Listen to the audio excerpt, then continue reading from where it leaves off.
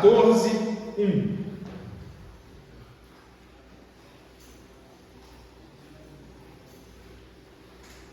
Gênesis.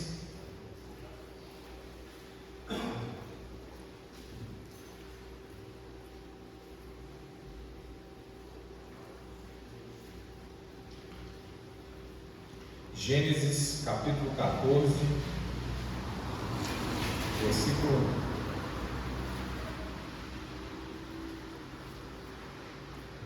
Oi, irmãos, essa parte nossa vale a pena por passagens como essa. Irmãos, é um monte de nome, um monte de coisa que a gente fica confuso, né? É aqui a oportunidade que a gente tem de destrinchar essas coisinhas. Capítulo 14 é um que realmente a gente precisa de ajuda para entender. E hoje nós vamos ter, em nome de Jesus, o que o Espírito vai nos ajudar a compreender. 14, 1, vamos lá. Vamos ler primeiro do 1 ao 11 direto, depois eu venho explicando, tá bom? É cheio de nome.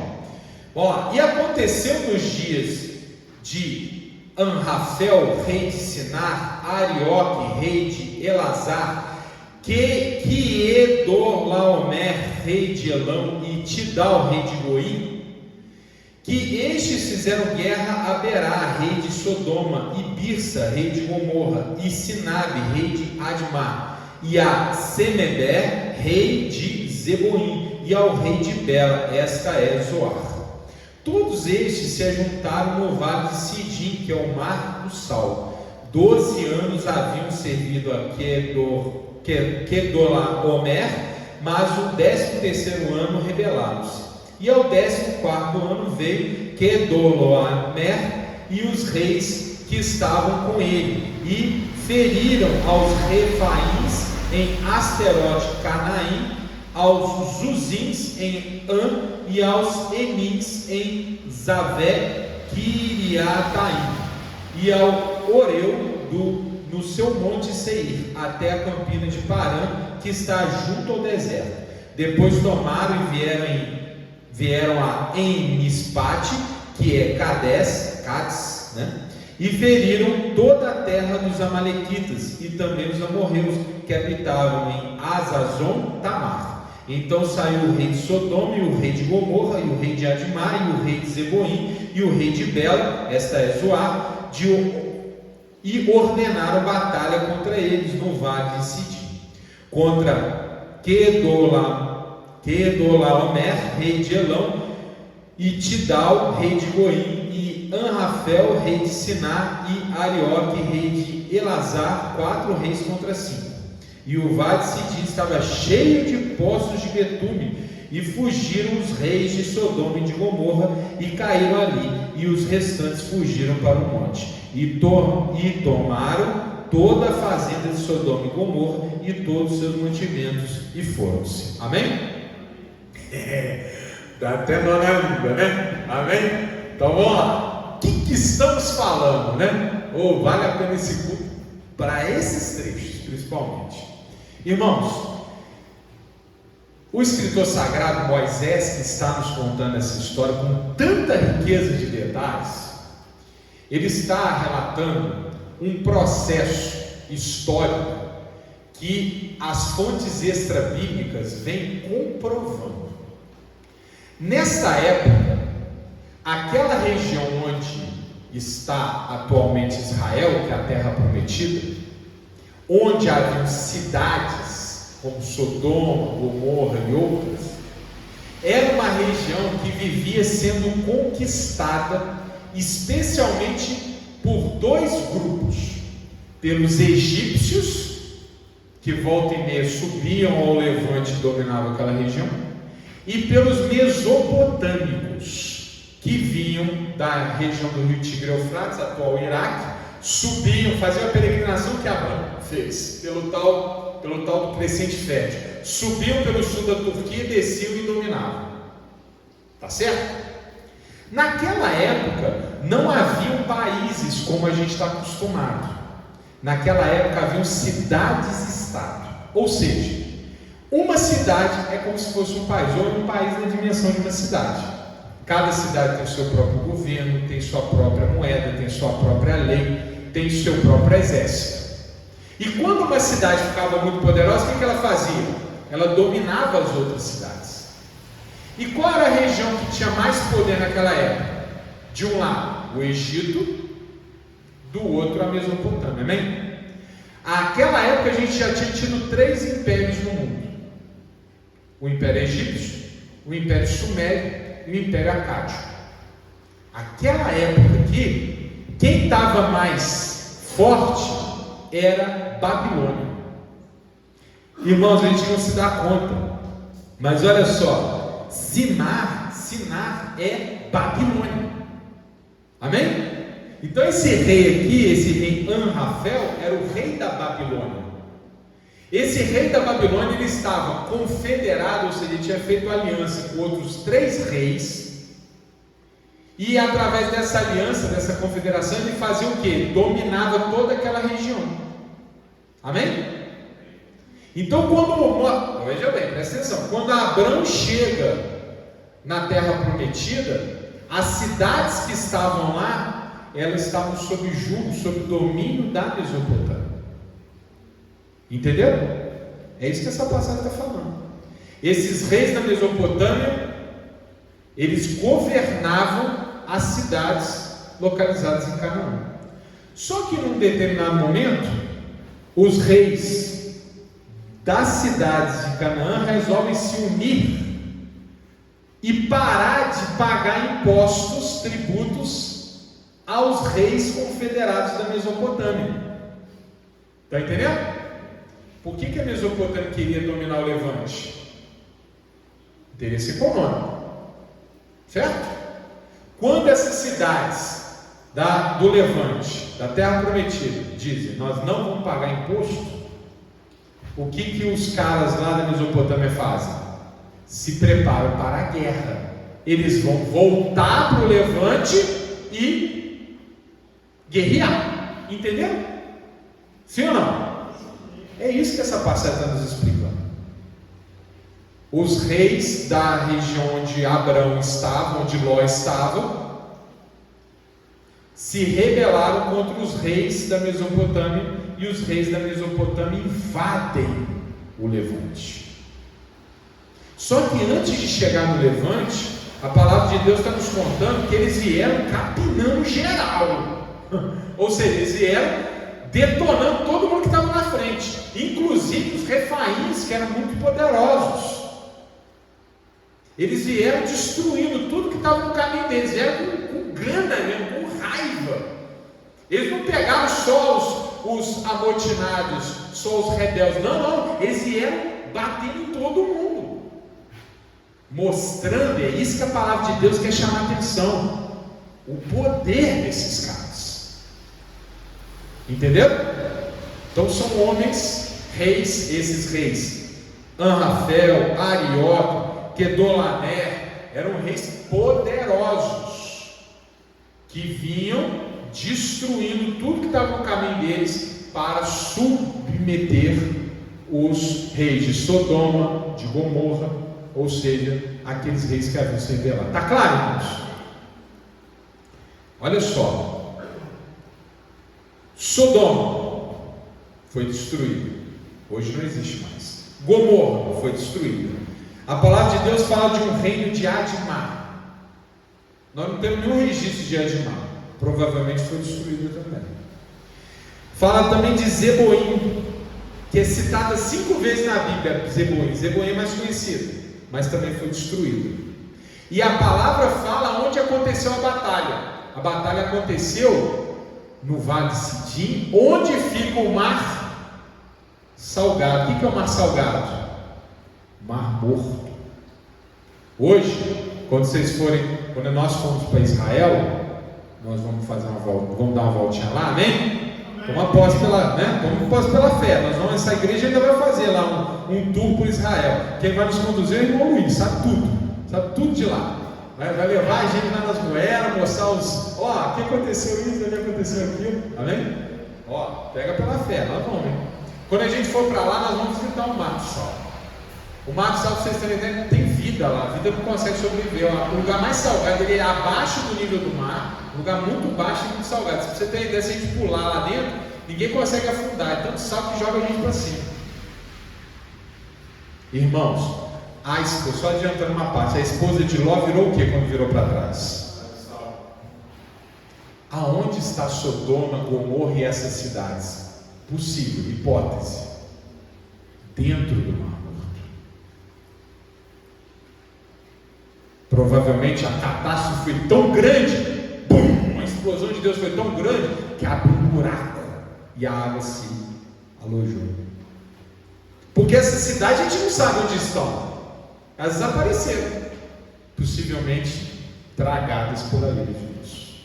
Amém? Está claro? E uma última cidade que também é citada aqui é a cidade que depois nós vamos falar daqui a pouco, que é para onde Ló vai refugiar-se. Mas depois nós vamos voltar nela. Vamos seguir em frente aqui. O que a palavra de Deus está querendo nos mostrar é que esses reis mesopotâmicos eram muito poderosos, certo? Muito poderosos. E olha o que vai acontecer. Sequência. Capítulo 14, verso 12. Também tomaram a Ló, que habitava em Sodoma, filho do irmão de Abrão, e a sua fazenda, e foram-se. Pausa, irmãos, olha só. Geografia, está aqui a Mesopotâmia, sai aqueles reis irados, vão pelo crescente fértil, detonando todo mundo que está na frente. Entra na terra prometida e vai vencer os reis que haviam se rebelado. Aonde? Vale de Sidim, onde está lá o Mar Morto. Foram lá e pum! Passaram o cerol, acabou com todo mundo, ganharam a guerra. O que eles faziam naquela época quando alguém ganhava a guerra? Tomava de quem perdeu tudo, chamava-se espólio. Pegava de quem perdeu, né? Boi, jumento, cabra, ouro, prata, mulheres, crianças, homens que eram convertidos em soldados, que eram convertidos em escravos, crianças que eram adotadas para virar soldado, e homem que era transformado em escravo, mulher que era transformada em escravo. Era triste o negócio, triste.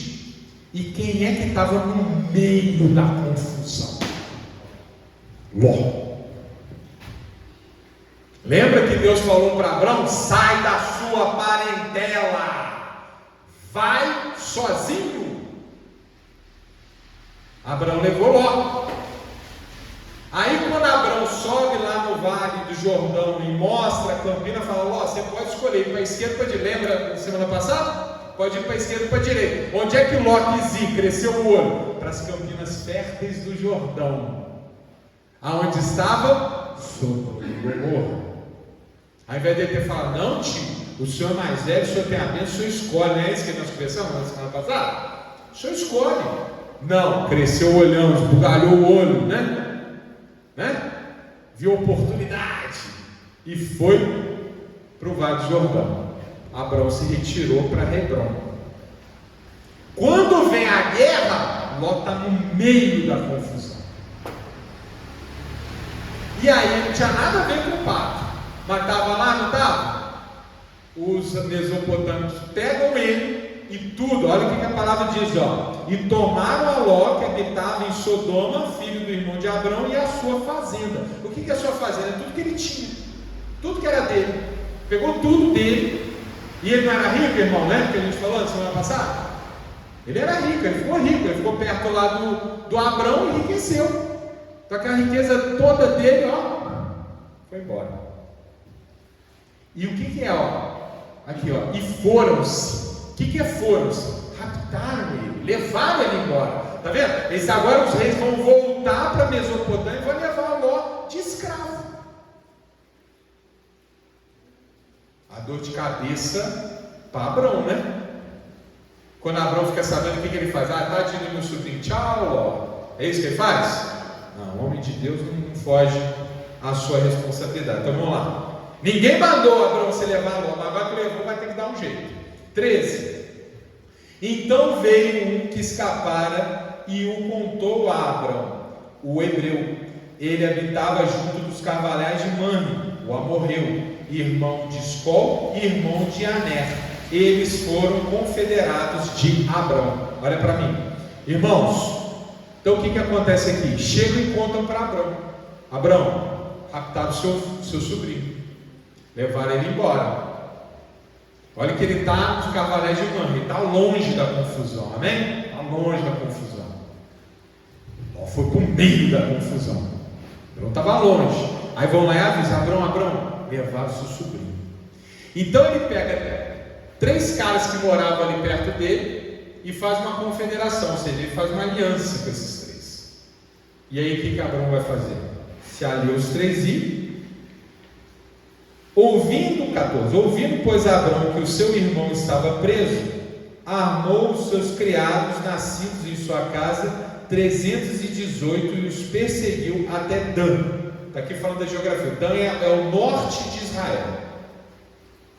E dividiu-se contra eles de noite, ele e os seus criados, e os feriu, e os perseguiu até Obá, que fica à esquerda de Damasco. E tornou a trazer toda a fazenda, e tornou a trazer também a Ló, seu irmão, e a sua fazenda, e também as mulheres e o povo. Amém? Pausa. Nós vamos ficar só até aqui mesmo. Irmãos, olha o que eu falei. Esses reis da Mesopotâmia eram o Ódo, o Borogodó na época, armados até o dente. Vieram e destruíram tudo que estava no caminho deles. Venceram 5 cidades confederadas. Pegaram tudo que tinha ali e estavam levando embora. Aí avisam para Abrão. Abrão faz uma aliança com 3 outros patriarcas, 3 outros chefes de tribo, como ele era um chefe de tribo. Ele se alia aos 3, juntam mais ou menos 300 homens, quer dizer, um exército modesto, e vai para trás dos caras. Alcança eles no norte do Levante, em Dan, luta contra eles e vence. E é isso que a palavra de Deus quer mostrar para nós. Deus não tinha falado antes para Abrão que estaria com ele, que quem o abençoasse, Deus abençoaria, quem o amaldiçoasse, Deus o amaldiçoaria, que Deus estaria com Abrão todo o tempo todo? A prova de Deus. Abrão vai para cima dos caras com destemor. Por que Abrão teve a coragem de ir para cima dos caras? Porque ele sabe o Deus que ele serve, amém? É uma demonstração de fé de Abrão. Abrão contra esses reis não podia ganhar. Se fosse aposta, ia ser 1000 contra 1. Abrão vai perder, todo mundo tinha certeza. Mas Abrão vai destemidamente. Ele não falou: não vou deixar esses homens estrangeiros levarem a minha bênção, é meu sobrinho. Ele fez as escolhas erradas dele, mas é meu. E eu não vou deixar isso acontecer. Irmãos, é isso que nós temos que fazer na nossa vida. Quando o diabo vem tentar tirar alguma coisa de você, você tem que ser como Abrão. Não pode ter medo, tem que ir para cima. É por isso que a gente faz a oração do poder, a oração de fé. A gente evoca o nome de Jesus para não deixar o diabo triunfar nem 1 centímetro sobre a nossa terra. Quando ameaça levar um filho, a gente vai, agarra o filho com força e traz de volta, que o diabo não vai poder triunfar frente ao nome de Jesus. Quando quer levar a nossa paz, a gente pega a nossa paz e traz de volta, e o diabo fica o quê? Envergonhado. Nós estamos com Jesus para pisar a cabeça da serpente, e Abrão está mostrando isso para nós.